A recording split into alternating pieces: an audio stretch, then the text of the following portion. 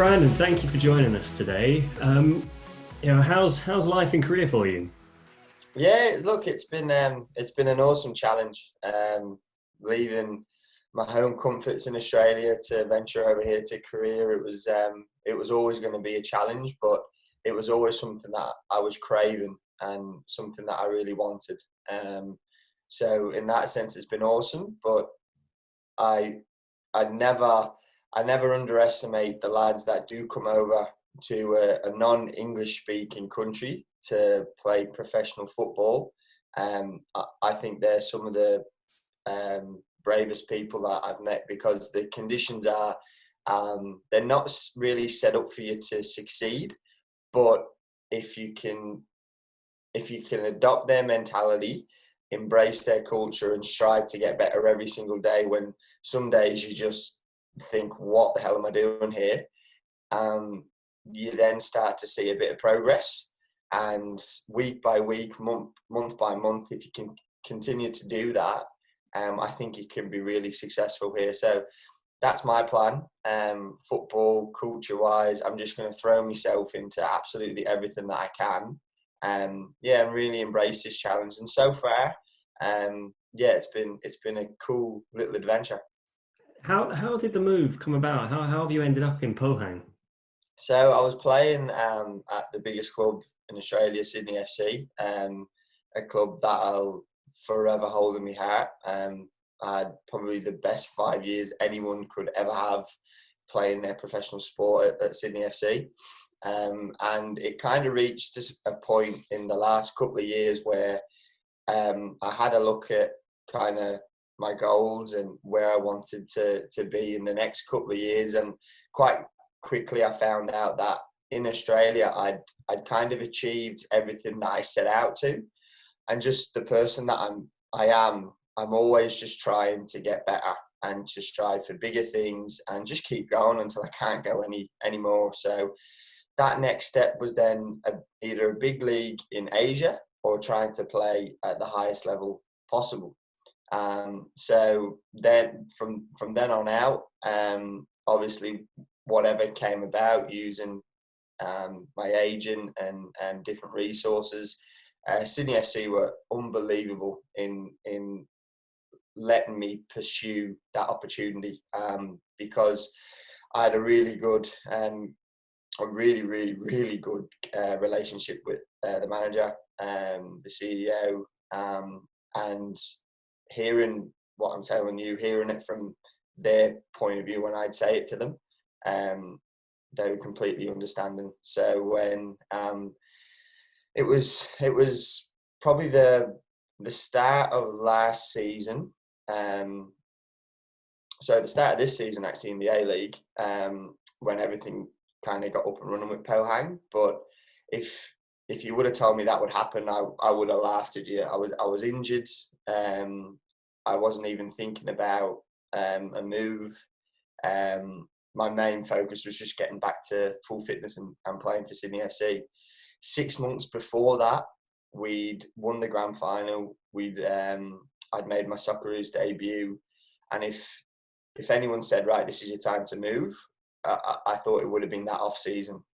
Me and my wife went on a nice off season trip to Europe and saw some sights. And yeah, my brain was like, if it's going to be a time where I do move on to a bigger and better challenge, it's going to be now. And when nothing happened, my mindset kind of flipped and said, right, all I can control is coming back and playing my best football I can for Sydney FC, and we'll just see what happens. Lo and behold, come back, get injured, and then immediately I wasn't even thinking about that. My priorities changed, and it was New Year's. I always remember New Year's Eve at 9:00. We got an email through and an offer through from Pohang, and then I started doing my own info, started digging, speaking to people that had played at the club, that had played over here, and all the feedback was awesome. The club was brilliant, the people at the club were brilliant, the supporters were awesome. The standard of football in Korea is really high. Everything pointed me in the direction of, all right, I'm going over there to get better, and lo and behold, I'm over here and I've made my K-League debut. Okay, and congrats on making your debut as well. And did you know much about Pohang before you heard about them on New Year's Eve? Yeah, I knew they were a really successful club. We played them for Sydney. We played them a few times in the Champions League, and we never got a result against them. So I knew they were a strong club. Then I did some more digging, and they've won, I think, five Korean titles. They've won FA Cups over here. They've won might be two or three Champions League. They're a big club in Asia, and not only that, they're very well respected in regards Asian football. And when you come here, you understand why. Like they have a very supporting culture where I'll give you an example. When I came back from Australia, when Corona was hitting, I came back to Korea, and obviously had to do the 14 days quarantine. When me and my wife got back to the apartment, they'd made our apartment into a home gym. So I had a 14-day program set up from their strength and conditioner where every day I knew what I was doing, and I had the facilities to match it. So they're very detailed in that regard, and they really support your players, which I've found awesome. And then their facilities, their way of helping you, and the level of play that's at Pohang is awesome. So like I said, some days I've come from a league where you feel like, okay, I'm achieving a lot. Where can I go now to kind of start at the bottom again to work my way up just to get better? And yeah, some days at training I'm here and I'm like, oh my God, these lads are unbelievable. But I know deep down each day I'm getting better, and I'm very, very lucky to play at a club like Pohang. You say you did some digging and did some research. Who did you speak to about coming over to Korea and Pohang in particular?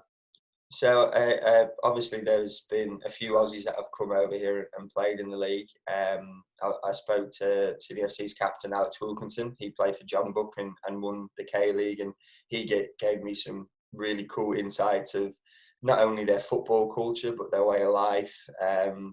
What to expect when you have a family over here. Obviously, I have my wife Nicole. What she can expect.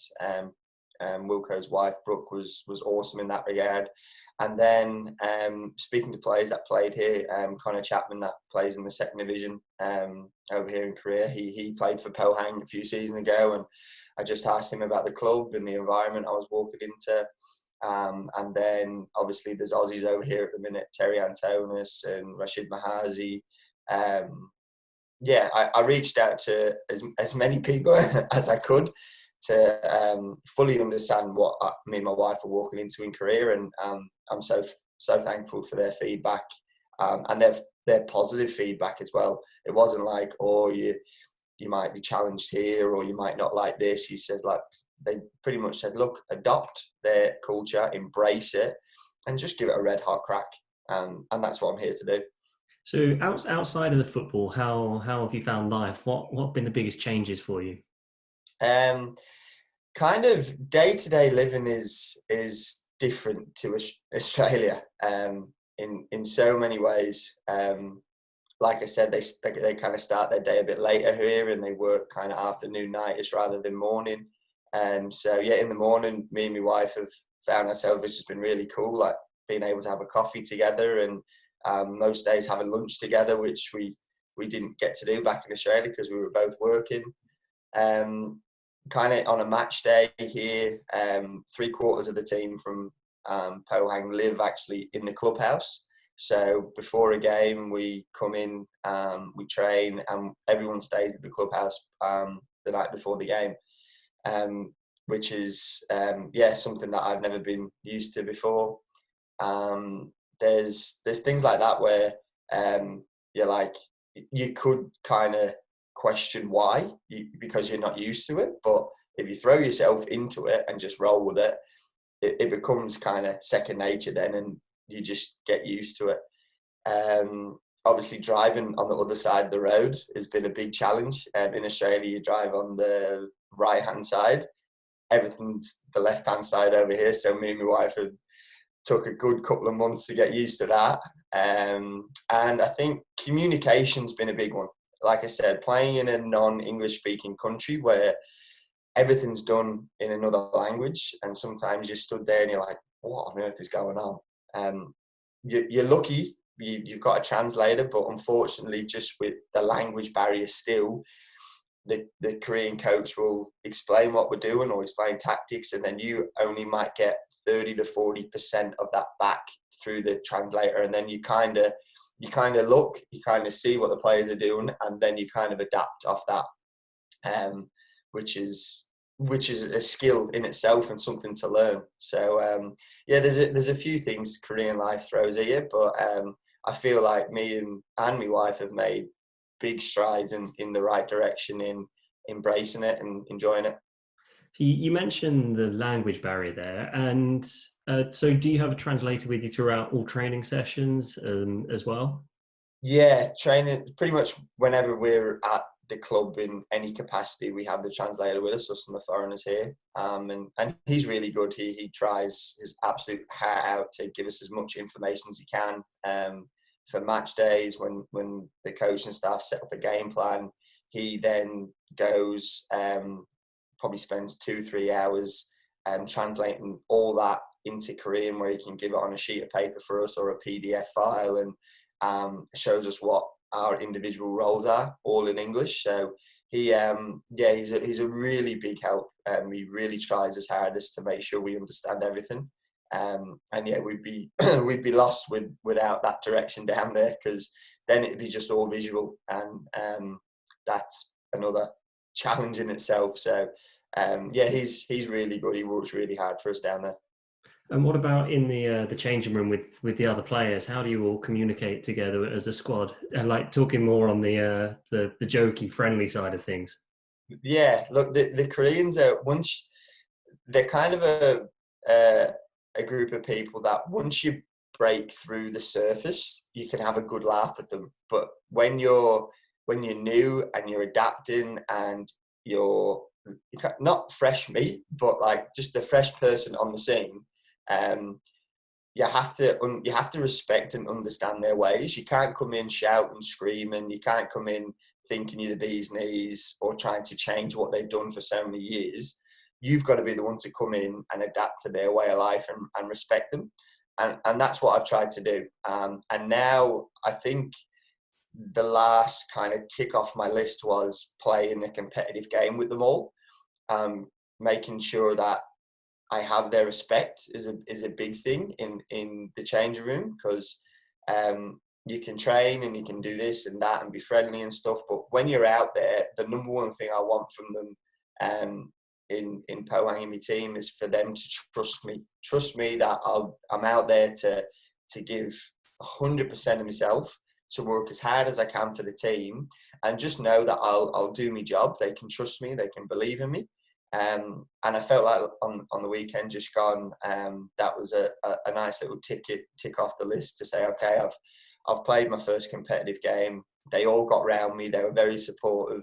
And I feel like now, after that's finished, I can then progress into other areas. But it's been good to kind of, peel back them layers of the Korean lads and actually have a joke and a laugh with them at training. Like, I'm teaching them Aussie slang, and I've actually spoken a few English words to a few of them, and I call him my best mate down there, and he's learning English, and I chat to him every day in English, and he's getting really good. Young lad down there, Mingyu, and so yeah, it's been at the start. If you were a new person walking into a Korean change room, yeah, you look around and you think, oh my God, God, I'm going to be an outsider here. But the more you try and put yourself out there, the more accommodating they are. And then lo and behold, you're playing your first K-League game, and lads are getting around you and saying, well done. And that was really cool. Has it given you not respect, maybe that's not the right word, but maybe a bit more of an insight to what it must be like for foreigners coming to play in Australia or in England or somewhere?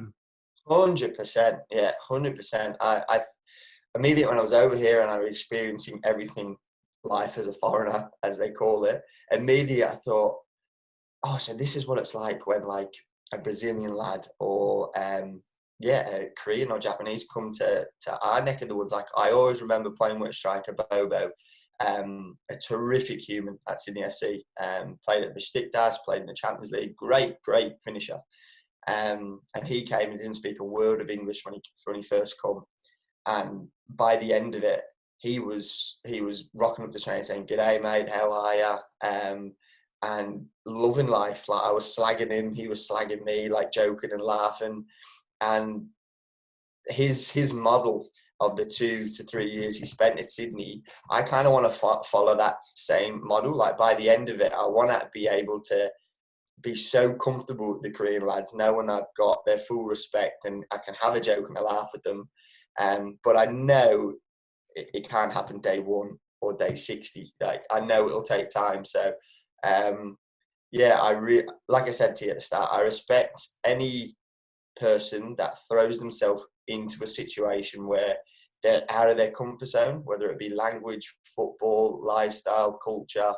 I respect them so much in our sport because I'm living and breathing it now, and it's if you don't have the right mindset, it can be really overpowering and daunting. But if you come here and throw yourself into it and embrace it, by God, you can get better so quickly. And have you picked up any Korean words yet? Any of the bad ones?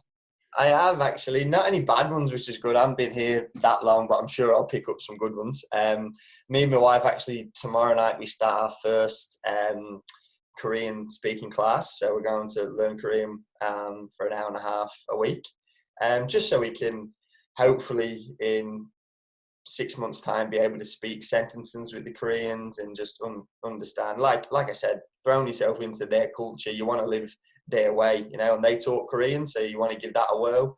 Annyeonghaseyo is hello.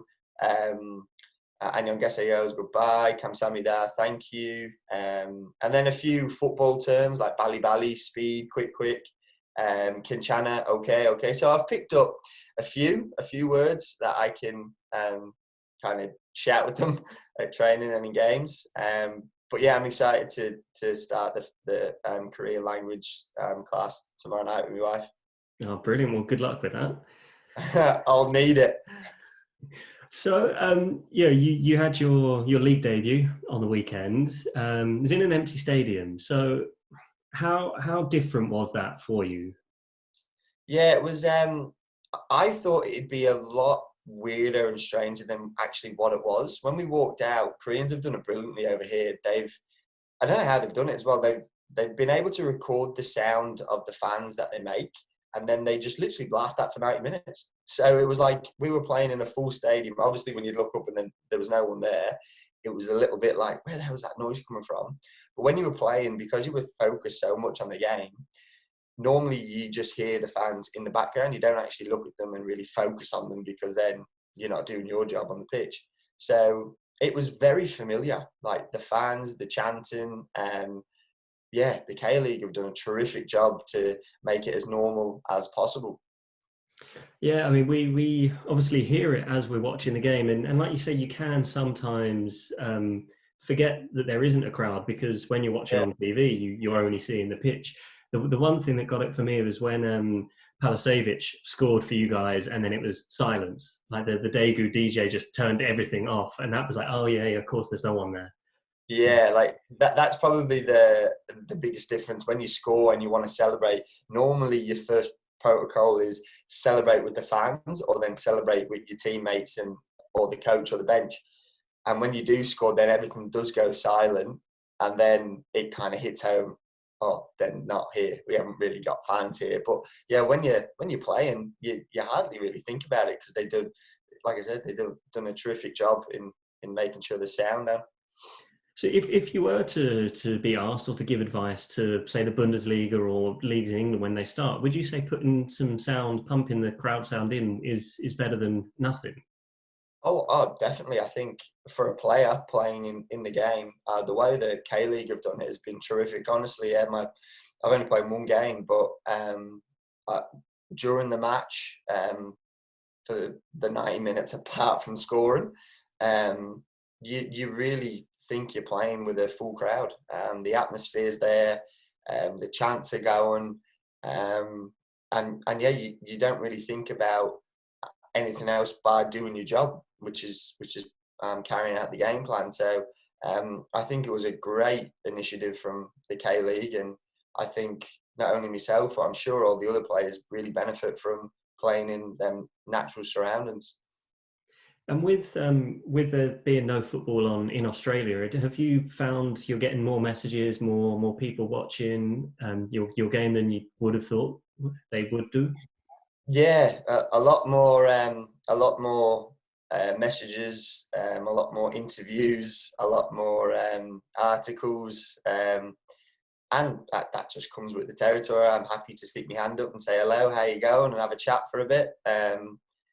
And I knew it would come, yeah, with the territory, because we're very lucky. I always put things into perspective where I've just come from my home, pretty much my home club in the A League, where the lads are doing it quite tough at the minute, and mates and football teammates are struggling without training, without playing, without salary. And I'm here with a wonderful group of players and a wonderful team in Asia, having the chance to get better and playing in the top league, and still being able to provide for my family. Like, I'm in such a lucky position, that a lot of players around the world, probably not in the Bundesliga now because they're up and running, but yeah, you say this to anywhere else in the world, and probably the Bundesliga and the K League is where you'd want to play in at the minute, because there's just nothing like competitive football. You can train, you can play friendlies, training matches, but when you're preparing for an actual league or cup match, like, that competitive streak in you, that light just turns on, and nothing else, honestly, nothing else matters for that day. You're just prepping and preparing for that game. You go out there, you've done all your hard work leading up to that game. You go out, you put your best performance in, win, lose or draw. There's nothing like that feeling of having to go. And I really missed that. And I found that, yeah, the weekend's game just gone just really opened my eyes to, God, I did miss this big time. So, yeah, I do feel for the lads back in Australia, but there's signs that they might be back training in July, and the league, if everything goes okay and Australia's doing well with Corona, then the league might be back up and running in August, which is fantastic news. Yeah, I mean, that would be good. I guess the more that can happen anywhere in the world, the better. I mean, it's. I know K League has got more people watching than ever before, and not just people like myself who've lived in Korea. It's just football fans. It's people just want to watch something. And Yeah, like, it was amazing. We turned on. We had a problem with our TV yesterday. Normally they show the football live everywhere here in Korea, so we got that up in the second half. But for the first half, I was trying to live stream Ulsan and Suwon just through YouTube or Facebook, and it was so funny. We got this stream up, and we got it up, and then all of a sudden we just hear this Yorkshire accent like thumping in the background, and it was a fella commentating the Ulsan and Suwon game with a Yorkshire accent, and we were like, where on earth would this happen only for this time? Like, how this world's working. And English, like a full-blown English commentator commentating Korean football. Like, we were just, me and my wife, because my wife's from Rotherham, and she was just laughing her head off. It was such a funny experience. Yeah, I mean, we're probably watching the same streams as you over there. It was, there's one game a week being shown on Copper 90's YouTube channel, but you can find it. If it was legally available, then you'd watch it legally. But when it isn't, you find it. It's on YouTube. It's there, and people watch it, which just kind of wish they would show more of it. With yeah, in Australia they've been really good about it. They've obviously with I think there's 6 or 7 of us here in the top league, and then 4 or 5 in the second division. Optus have secured the rights for some games in Australia, so I think they're showing 2, maybe 3 games a week on Optus, which is good for like family and friends that like don't get to see it on a weekly basis. Like, I know my mum and dad, they're like weekly highlight is seeing their son on telly running around a pitch, like, because they can see me, and as long as I have a smile on my face, they're happy as Larry with that, So, for Optus to do that back home is awesome. And I know Pohang was shown our last game, and this Friday night against Seoul was shown again. You're new to the K League, and the way that our podcast is set up is it is for people who are new to the K League as well. So we started off introducing the teams, helping people choose a team to support. So for listeners who don't know much about you, how would you describe yourself as a player? Myself as a player, I'd like to describe myself as like a jack of all trades. Like as a number 6, as a midfielder, obviously you have a responsibility defensively. So my goal has always been to strive to pass the ball like Tony Kroos, but to have the defensive abilities of N'Golo Kante. And I think if you mould both of them players together, you get Paul Scholes from Manchester United in his prime. He was my idol. He was my absolute idol growing up. He could do everything. So obviously as a defensive midfielder, defensively, I love it. I love hard work. I love running. I love chasing people down. I love winning the ball back for my team and springboarding an attack. I love heading. I love challenges. Anything got to do with the defensive side, I love. But probably in the last 2 or 3 years, the biggest thing I've worked on in my game, which I probably love more now than defensive work, is really being able to join in the attack. I love trying to help our team score. I love creating. Like I've got a very imaginative mind where I try 3, 4, 5 passes ahead of time to see what an opening could make. I love scoring. I love free kicks. I love trying to assist. I love having the ability and the engine to get forward, help with an attack, but then have the miles in the legs to get back and win the ball back for our team. So I think if you ask me what sort of player I'm striving to be, is a jack of all trades, someone that can defend and do his job for the team, but can then chime in with goals and assists as well, and really be that box-to-box engine running midfielder. And it excites me, only playing, I guess, again, 1 game in the K-League, but my match fitness, that was my first competitive match in nearly 4 months. So it was a long time, and obviously the back end of the game, your legs are feeling it a bit. But the more match fitness I get here, the more minutes, the more comfortable I feel. I think I can have a really cool impact on my role defensively and attacking. And how were you feeling yesterday after almost playing the 90 minutes? Yeah, no, I was surprisingly quite good. I'm a real stickler for routine and looking after myself. So I tried to the best of my ability to do all the right things after the game and all my protocols I follow. And I knew yesterday I'd feel tired. I knew I would, because like I said, nearly 4 months of competitive football I haven't played. It's just normal to feel that way. But today again, I've bounced back really well. We have training today, back into preparations for Seoul, and to nearly play the 90 minutes and feel okay. The back end of the 90 minutes, you could have given me someone else's legs, and that would have been nice. But now that's probably what excites me the most, getting match fit now, where I'm running out 90-minute games, along with trying to get better as a footballer over here. That really does excite me. So you say you look after yourself and you do all the right recovery, but what about the diet in Korea? Have you taken to Korean food, or are you sticking to what you know? Yeah, so it's kind of a bit of both. I think balance is key over here. Obviously, I have my wife over here, and she's been absolutely tremendous in keeping me fueled for my performance, eating nutrient-dense food where we can.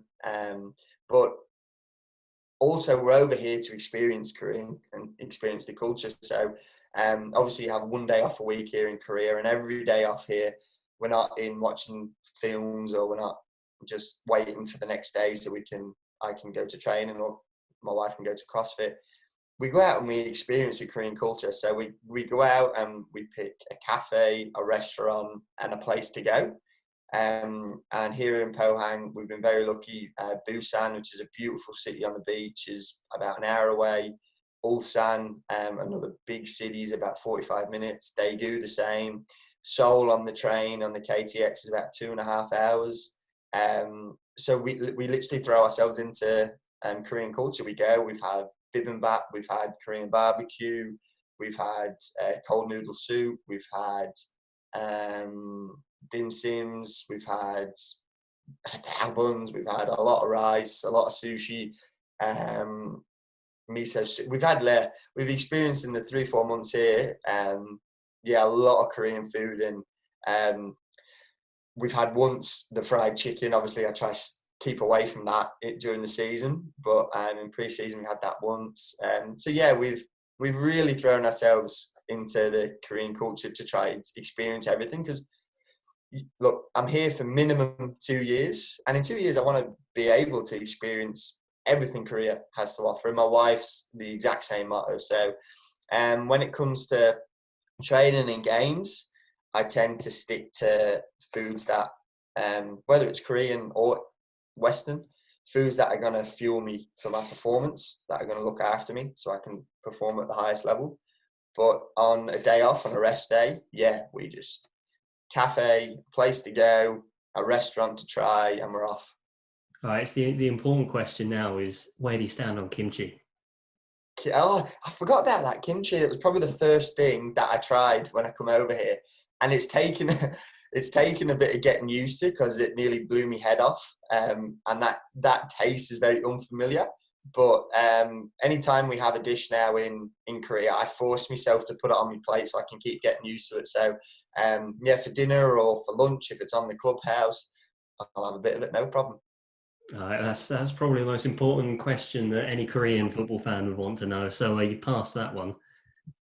Well, that's good. That's good. All right, and other than yourself, which player should we be looking out for in Pohang? Who's impressed you the most that maybe you didn't know about before you got there? I think the two lads that came here 6 months before I did last season and really had a big impact here was our midfielder, Palisevich, Alexander. Call him Paolo. I call him Freddie because he looks like Freddie Mercury.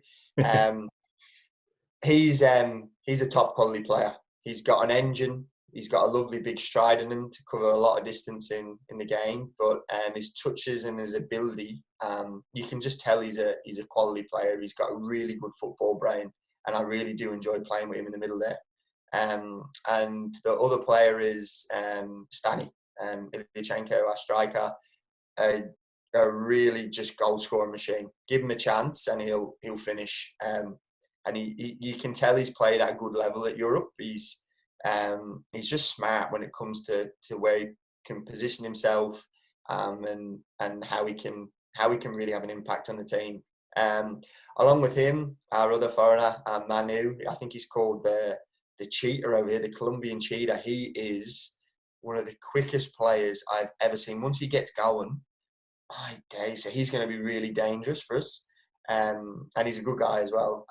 For the Korean players, like, the standard over here is amazing. Absolutely amazing. Physically and technically, there's some of the gifted players that I've played with, and there's no different here. We've got a 39-year-old, I think he's turning 40, centre-back called Kwang Suk. He is a club legend here at Pohang, and this guy is the ultimate professional. So quietly spoken, but is so professional in the way he goes about things. He's a big role model for a lot of people here in Korea. And I really enjoy playing with our captain, Youngjun Choi. He's a very, very smart footballer, a terrific football brain. He doesn't lead by shouting or directing, but by the way he goes about things, really good leader. So there are a few players that you can enjoy the football when you're playing with people that have a really good football intelligence. We're very lucky here in Pohang. We have that in abundance. What are your targets for this season? I don't want to put too much pressure on myself here, because I know it's my first season. I know it's a lot of firsts over here for me this year, adapting to probably 30 or 40 new things. And I don't want personally to put a lot of pressure on myself, because I know I'm still learning. I've got little goals of mine that I'd like to start a number of games. I'd like to score. As a team, though, I think if everyone continues to get better, there's no reason why we can't challenge for the title. There's no reason. After looking at the first couple of weeks, the football we play is right up there.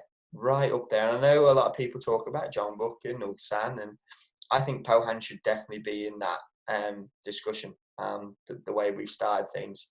I think it's a big goal of ours this year to qualify for the Champions League. That should be a minimum. But I'm always like glass half full type of guy, and I reckon we can give this a right good go this year in challenging for the title. That's good to hear, and good luck with it. Thank you very much.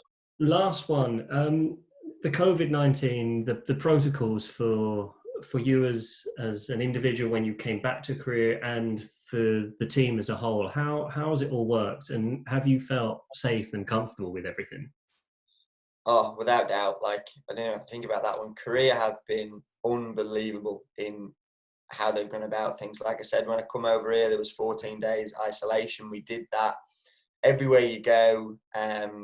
Face masks, even now when pretty much everything is back to normal here in Korea, face masks. You're not allowed in shopping centres or restaurants without one.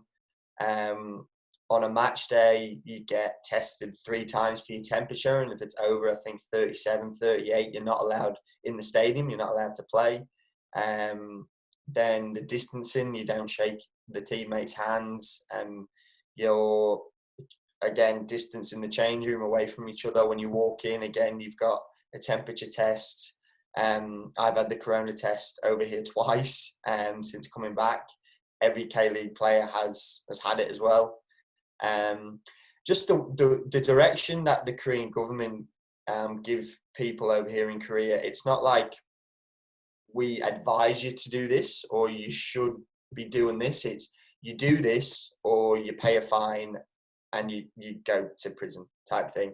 So everyone follows whatever the Korean government give, and it's a credit to how they've really slowed the corona down and how they've really kept on top of it to be able to provide professional football. So that's one thing me and my wife have been very lucky in getting over here, is help and support, but also feeling so safe that we're in probably one of the best countries to, if a pandemic was going to hit, they know how to deal with it here in Korea. They're fully well equipped. Oh, that's really good to hear, and glad that that everybody feels so safe there. But, do you have a club branded face mask to wear when you're out and about in town? Not out and about, like not on a daily basis, but when it comes to a match day, of course we do. They're onto it here in Pohang. We've got either a blue or a black one. Got our little crest on the side, and we wear that into the stadiums in a match day. And yeah, they've gone to no end. I've got friends back home that want face masks. They want club jerseys. They want iPhones. Do you want one? We'll see what we can do. We'll see what we can do. Brandon, thank you so much for your time. It's been absolutely brilliant and really nice to get a player's perspective on what it's like out there. So, good luck for the rest of the season, and we really appreciate you coming on. That's all right, no problem at all. And look, yeah, as long as we're keeping the ball about here, if you ever need to have a chat or anything, I'm always free, no problem.